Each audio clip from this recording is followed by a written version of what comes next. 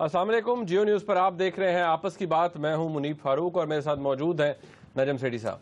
السلام علیکم ناظرین. اس پروگرام میں سب سے پہلے بات ہوگی مختصر انداز میں پرائم منسٹر صاحب کی سپیچ کہا جائے یا جو انہوں نے مختصر اعلانات کیے ان کے حوالے سے کہ کتنے اچھے انیشیٹوز ہیں جو میاں صاحب لے رہے ہیں. ان کے اوپر اگر ان کی ڈائریکشن درست ہے تو اس حوالے سے بات ہوگی. کیا جو جن خدشوں کا انہوں نے اظہار کیا، جن خدشات کا انہوں نے اظہار کیا جو گورنمنٹ کے انسٹیٹیوشن ہیں ان کے حوالے سے، ان کے اوپر بھی بات ہو سکتی ہے. جس طرح وہ کہہ رہے ہیں کہ پیسے کہاں کہاں ضائع ہو رہے ہیں. اور ناظرین، پاکستان کا جو قانون ہے اینٹی ٹیررزم لا، انفیکٹ اس کے اندر تیسری امینڈمنٹ اس سال کی پرپوز کی گئی ہے فیڈرل کیبنٹ کی طرف سے، اور اب وہ پارلیمنٹ کے اندر جائے گا، پھر وہ ایک باقاعدہ طور پہ قانون کا حصہ بنے گا. کیا نیا ہے اس کے اندر، اور جو قانون پاس ہوا ہے اس کا کراچی کے اندر ہونے والے ایکشن یا آپریشن کے اوپر کیا اثر پڑے گا، اس حوالے سے بات ہوگی. ملا برادر کو ریلیز کر دیا گیا، اس کی سگنیفیکنس کیا ہے، بریفلی اس کے اوپر بھی بات کریں گے.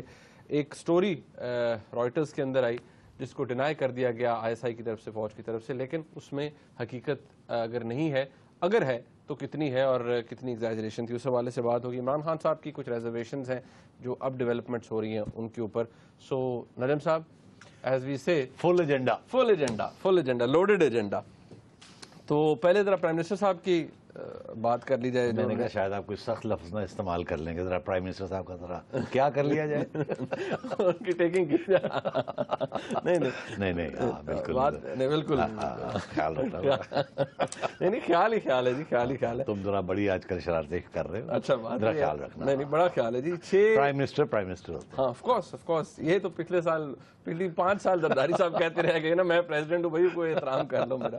بہرحال صاحب 6 انیشیٹیوز 6 پروگرامز اس سال شروع کر رہے ہیں، اور انہوں نے کہا جی 20 ارب کے قریب ان کا ٹوٹل لاگت ہوگی. پرائم منسٹر کا اس طرح سے قوم کو خطاب کرنا اور جو اپنے مینیفیسٹو ہیں ان مینیفیسٹو کی چیزیں ان کو آ کے بتانا کہ جی اب ہم یہ چیزیں شروع کر رہے ہیں، اس کی کوئی خاص وجہ ہے کہ وہ اس کو ذرا فلیگ کر رہے ہیں کہ دیکھیں جی ہم نے یہ چیزیں 6 کرنے لگے ہیں؟ جی ہاں، میں سمجھتا ہوں کہ بالکل خاص وجہ ہے.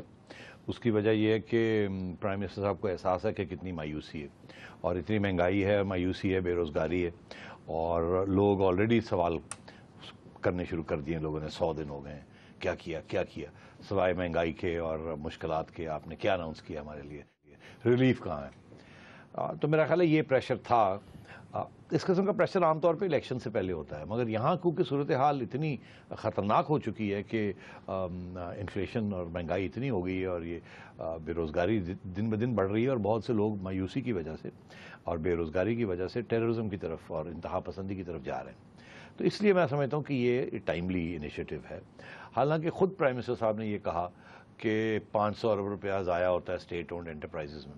ضائع سے مراد یہ ہے کہ لوگ کھا پی جاتے ہیں، اس کا کوئی حساب نہیں ہے، اور وہ مگر بجٹ میں پیسے دینے پڑتے ہیں، اور وہ ٹیکسز کے پیسے ہوتے ہیں. یا وہ کرپشن ہے تو یا وہ بیل آؤٹ ہے. تو یہاں وہ کہہ رہے ہیں کہ جی یہ تو صرف 20 ارب روپیہ ہے. تو مجھے احساس ہے کہ یہ بالکل قطرہ سمندر میں، مگر پھر بھی کہنے کا یہ مطلب تھا کہ مجھے پتا ہے کہ مسائل ہیں باہر، اور آپ تھوڑا سا ذرا صبر کریں، میں کر رہا ہوں جو کچھ کر رہا ہوں. اسی لیے انہوں نے ایک طرف تو انہوں نے یہ 20 ارب روپے کی اسکیمز اناؤنس کی یوتھ کے لیے، کیونکہ انہیں پتہ ہے جو بے چینی ہے وہ یوتھ میں، اور ہر جگہ پہ جہاں تبدیلی آتی ہے یا انقلابی باتیں ہوتی ہے یا انتشار کی بات ہوتی ہے تو وہاں یوتھ لیڈ کرتا ہے. تو انہیں بڑی کانشیس ہیں کہ وہ کہ یوتھ کو ٹارگٹ کرنا ہے. آپ نے دیکھا پچھلی الیکشن میں بھی جب انہوں نے دیکھا نون والوں نے کہ عمران خان کے صاحب کی طرف بہت سا یوتھ جا رہا ہے، تو انہوں نے پھر اپنی کوئی اسکیمیں اسی قسم کی اسکیمیں یہاں بھی شہباز شریف صاحب نے شروع کی تھیں، آپ کو یاد ہوگا. تو ڈومینیٹ کر رہی تھی وہ چیز. تو انہوں نے تو بیسکلی اس وقت جسے کہتے ہیں نا جو جنگ ہے وہ heart and mind of the youth of Pakistan, کیونکہ یہی لوگ ہیں جو یا پاکستان بنا سکتے ہیں یا پاکستان کو تباہ کر سکتے ہیں.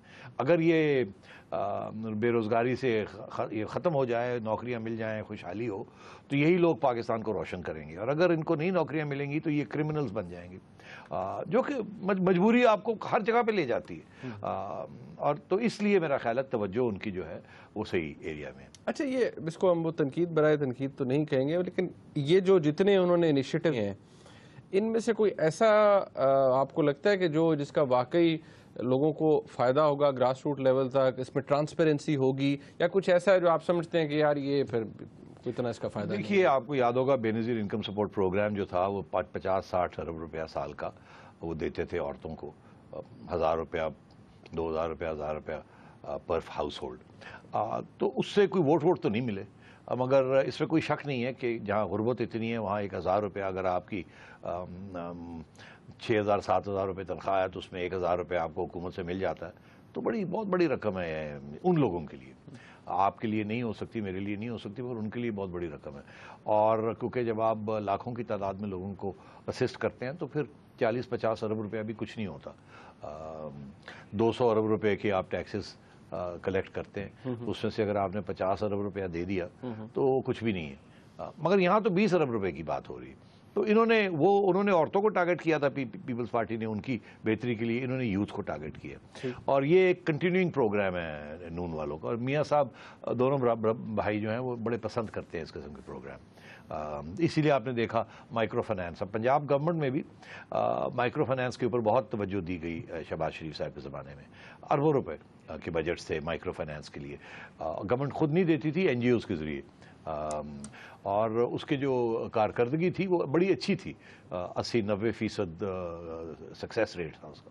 तो उसी को आगे बढ़ाया इन्होंने, फेडरल गवर्नमेंट भी उसी की तरफ जा रही है। माइक्रो फाइनेंस वो कह रहे हैं कि कितने 3.5 अरब रुपए की, और कहते हैं लाख लोगों को लोन्स देंगे।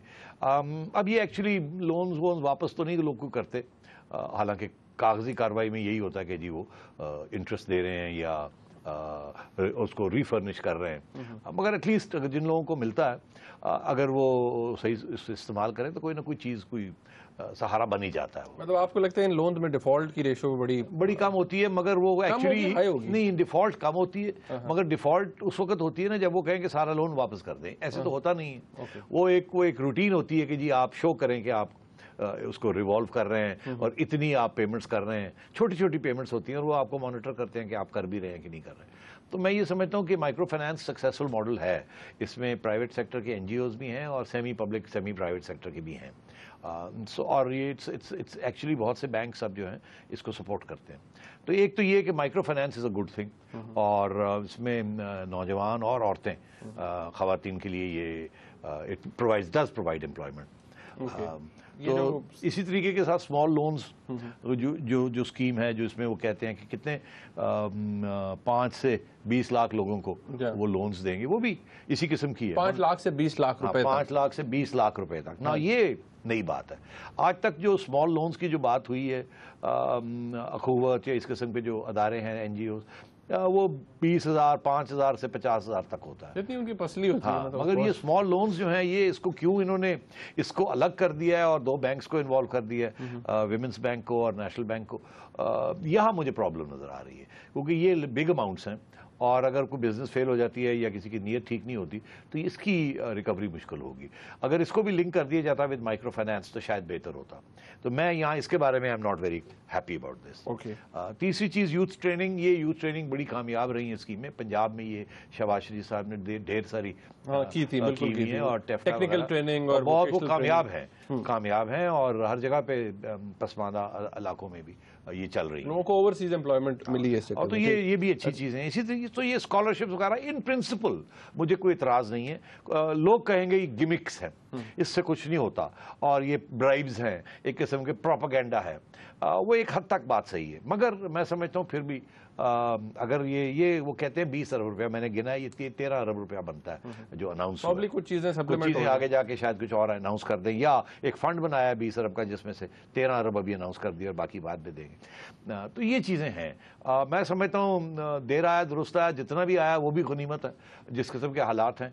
तो हमें अंग्रेजी का मुहावरा है, we should not look a gift horse in the mouth, कि अगर आपको कोई घोड़ा दे रहा हो तो आप उसका मुंह खोल के नहीं देखते दांत ठीक है कि नहीं ठीक, और घोड़ा वो तो चढ़ जाओ तो देखी जाएगी। घोड़ा लायबिलिटी नहीं बढ़ना चाहिए, लायबिलिटी नहीं बढ़ना चाहिए। तुसी जनाब तुहानू कोई घोड़ा मुफ्त दे रहा है, तुसी दांत देख रहे हो, दांत ठीक ने कि नहीं, दौड़ता है कि नहीं दौड़ता कि नहीं दौड़ता, छड्डो परे। अच्छा, मैं समझता हूँ कि it's a good thing, timely gesture. अच्छा, एक आखिरी चीज, ये जो लैपटॉप की स्कीम है शहबाज शरीफ साहब ने यहाँ पर की, خان صاحب نے اس کی بڑی تنقید کرتے رہے. بہرحال شہباز شریف صاحب اس کو بڑے انہوں نے ریگولرسلی کیا اور بڑا ایگریسولی اس کو پروموٹ کیا پنجاب کے اندر. اب یہ فیڈرل گورنمنٹ کر رہی ہے. اس کے بارے میں کوئی بنیادی تنقید آتی تھی کہ یہ laptop doesn't get you a job, یہ آپ کو وہ نہیں دیتا, جاب نہیں, امپلائمنٹ اپرچونٹی نہیں دیتا. بڑے سیریس ڈاؤٹس ہیں اس اسکیم کے, لیپ ٹاپس کے. مجھے نہیں پتا یہ شہباز صاحب کو اور نواز صاحب کو اتنی کیوں شوق ہے یہ لیپ ٹاپس کا. فرینکلی اس کی وجہ میں آپ کو بتا دوں. پنجاب کے اندر ایک ادارہ ہے جو شہباز شریف صاحب نے بنایا ہے, پنجاب انفارمیشن ٹیکنالوجی بورڈ. زبردست, they doing a great job. میں خود دیکھ کے آیا تھا, پوری بریفنگ لی, دیکھا. اور ایک ایسی میٹنگ بھی تھی جہاں نوجوان طبقے کے لوگ آئے ہوئے تھے پرائیویٹ سیکٹر سے, انٹریکشن کرنے کے لیے, سیکھنے کے لیے, اپنے اپنے چھوٹے چھوٹے پروجیکٹس دکھانے کے لیے. تو میں نے ان سے ایک بریفنگ سے میں نے ایک میٹنگ میں پوچھا تھا کہ بھئی کتنا فائدہ ہے آپ کو یا نہیں فائدہ.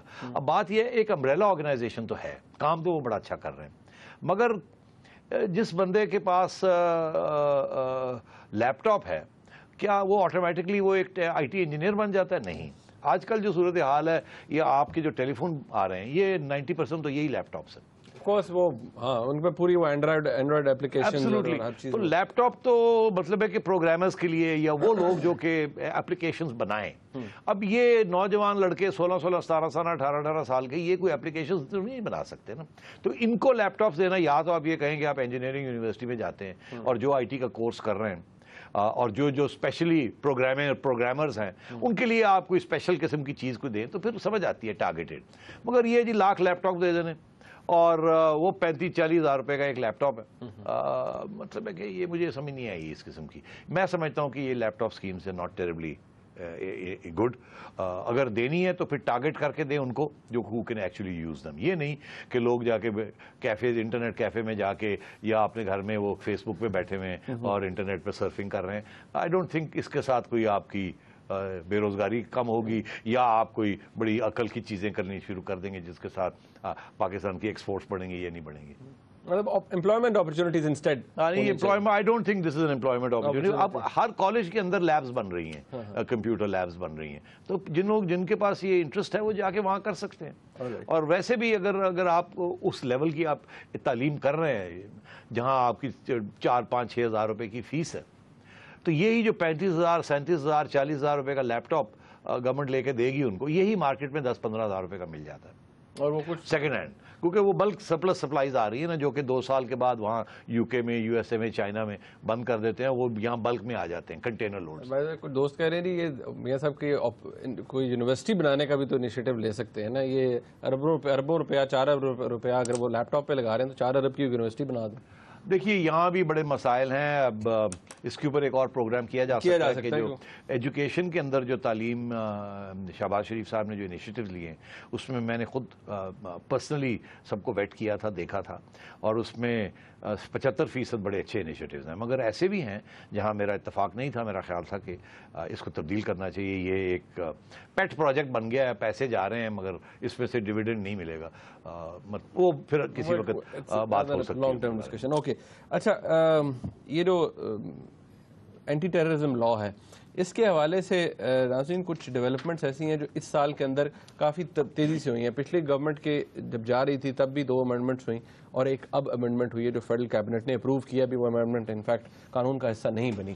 میں چاہتا ہوں ایک بریف سی رپورٹ ہے, آپ یہ دیکھیں اور اس سے کتنا فائدہ ہوگا ہماری لا انفورسمنٹ ایجنسیز کو اس قانون کے پاس ہونے سے, اس پہ بات کریں گے. یہ رپورٹ دیکھیے.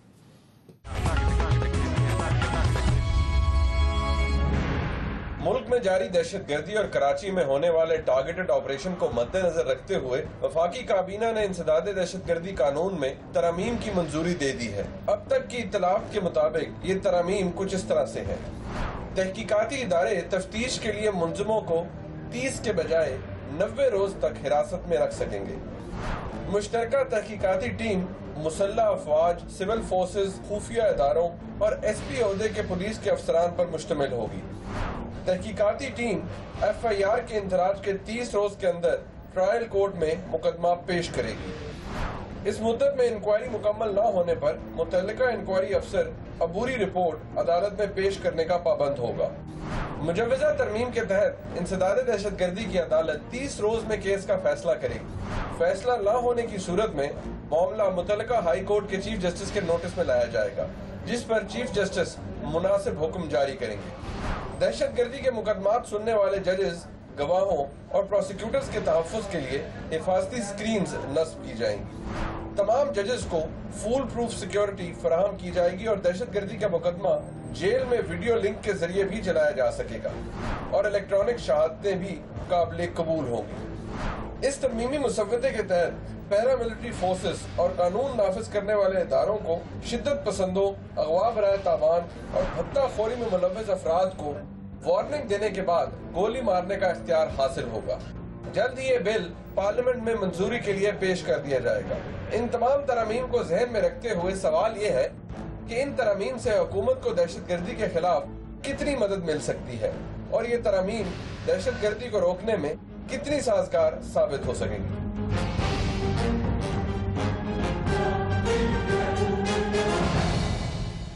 ये ब्रीफ सी रिपोर्ट थी आपके लिए कि पता चल जाए कि अब इस हुकूमत ने क्या प्रपोज किया है दहशतगर्दी के कानून के अंदर जो तरमीम है। तीसरी तरमीम खैरी साहब, ये तीसरी तरमीम है जो इस साल हो रही है, पहले दो हो चुकी हैं। अच्छा, मैं आखिर से जो तरमीम है उससे शुरू करता हूँ जो हमारी रिपोर्ट में दिखाएगी कि अब जो सेक्शन 5 है उसके अंदर तब्दीली आई है कि पहले होता था कि अगर आप पर किसी लॉ इन्फोर्समेंट एजेंसी के एहलकार पर फायर हो तो इन रिस्पॉन्स टू दैट आप फायर कर सकते हैं, लेकिन अब वो फायर्ड अपॉन वाली चीज़ जो है उसको निकाल दिया जाएगा और वो टारगेट किया जा सकता है अगर ऐसे उनको हालात लगें कि ये टेररिज्म हो रही है, ये कर रहे हैं। आपको लगता है कि ये ठीक है, अच्छा होगा, या इससे वो जो कहते हैं वो एक वो ट्रिगर हैप्पी नेचर के कुछ होते हैं ना एहलकार जो फौरन बंदूक चला देते हैं? नहीं, ऐसी बात नहीं है। All over the world security forces और एंटी टेररिस्ट यूनिट्स के पास राइट होती है टू फायर, मगर एक प्रैक्टिस होती है ये कि आप अगर किसी को टारगेट करना भी है तो पहले आप उसको एक मौका देते हैं कि हैंड्स अप, बाहर आ जाएं, घिराव हो गया है, हथियार छोड़ दें। अगर फायर वहाँ से हो तो फिर ये फायरिंग शुरू हो जाती है। ये मेरा नहीं ख्याल कि वो प्रैक्टिस ख़त्म होगी। ये नहीं होगा कि जनाब एक घर में लोग बैठे हुए हैं टेररिस्ट और ये एक अमला जाता है रेंजर्स का और वो घिराव करके और कहते हैं फायर और ठा ठा ठा ठा ठा ठा ठा ठा फायर करके मार दिया सबको। ऐसे नहीं होगा। वो होता यही है कि जी आपको घिराव कर लिया गया है, आप अपने हथियार छोड़ दें, बाहर आ जाएं, वो लाउड स्पीकर की, और अगर वहाँ से नहीं आते तो फायरिंग होती है तो फिर वो काउंटर फायर। तो ये मैं नहीं समझता कि ये जो इशू है ना कि they have been given the right to shoot, इसका सिंपली ये मतलब है कि पहले कुछ पाबंदियां थी कि जी आप पे जब तक फायर नहीं होता। हाँ, मगर तो उन्होंने सिर्फ ये, क्योंकि वो रेंजर्स, स्पेशली रेंजर्स और पुलिस, वो जरा ये जजेस वगैरह से और कानून से घबराते हैं कि अनप्रोवोक्ड आपने ये फायर किया। आपको पता है एक दो केसेस भी हुए कि जनाब वो रेंजर्स ने उठ के ठा कर दिया।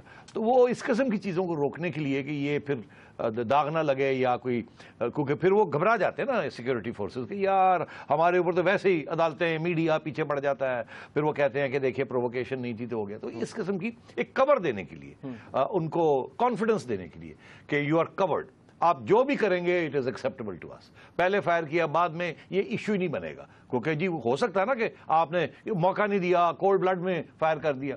उसको रोकने के लिए कि जी एविडेंस है या नहीं है, कहता है आपने ऐसे किया, तो वो कवर करने के लिए ये किया। मेरा नहीं ख्याल इससे कोई मेजर फर्क पड़ेगा इन दी अप्रोच। फर्क ये है कि रेंजर्स और पुलिस को कॉन्फिडेंस ज्यादा हो जाएगा कि they are free now without having to worry कि जी पहले उसने किया या पहले हमने किया, मौका दिया जाए and so on and so fourth. अच्छा, ये तो ये बिल्कुल ये it's a confidence building major for the security forces. Okay, यहाँ ब्रेक का वक्त है। जब ब्रेक से वापस आएंगे जो तरमीम है कुछ अहम, उनके ऊपर बात करेंगे। फिर जिस तरह मैंने कहा कि तो स्टोरीज हैं इंपॉर्टेंट, उस हवाले से डिस्कशन को आगे बढ़ाएंगे। इमरान खान साहब ने भी कुछ अहम बातें आज की हैं, हमारे साथ रहिएगा।